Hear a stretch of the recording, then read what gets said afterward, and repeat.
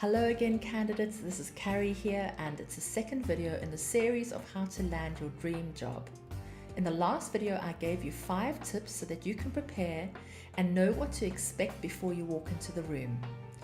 Today I'm covering 2 areas that once again you need to prepare to make sure that once you're in the room you're able to answer these questions with ease and with confidence.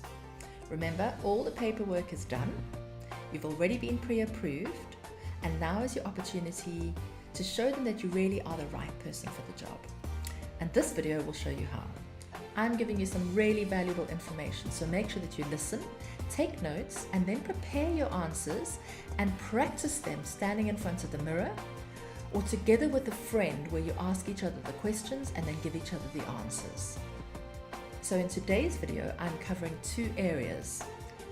The first is preparing and speaking about your career, so in other words, making a short career summary.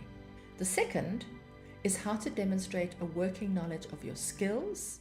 So based upon the skills checklist that you've already filled in, knowing how to talk about those skills to demonstrate a working knowledge. So when talking about your career history, you want to highlight the key points. Start off by saying where you studied and what year, and the diploma or degree that you obtained. This should be followed by stating where you worked after you qualified and for how many years. You might include a sentence of what you really enjoyed about that area of expertise or why you chose to work in that area, and then include any additional study that you've done since you qualified. Once again, state the year that you did it, where you did it, and what you did following that extra qualification or area of study. The entire summary should be no more than 5 or 6 sentences. Your sentences should be short and concise and should highlight the dates and what you studied and where you studied it. The last sentence ideally should include why you want to work overseas and use words like continued professional development, challenge, opportunity, as well as the ability to learn new skills. The second part of the interview will be an opportunity for you to demonstrate a working knowledge of the skills that you have ticked off in your particular speciality. For example, if you're a midwife, then you would be doing CTGs on a daily basis. You want to demonstrate that you know when your CTG is recommended, what information you get from the CTG, and how you will use that information. If you're working in an ICU situation and they ask you about arterial blood gases, you want to be able to demonstrate when an arterial blood gas is recommended or indicated, what information you get from it, how you use it, and who you would communicate that information to.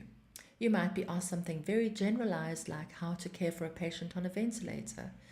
Take it back to basic nursing skills and do a head-to-toe assessment in your head, making sure that you're covering all systems. This is common basic nursing sense. You don't need to go into all the detail. You just need to include words like fluid balance, pressure care, infection control, monitoring, nutritional status, Glasgow Coma Scale, recording, charting, medication, and always communication within the team.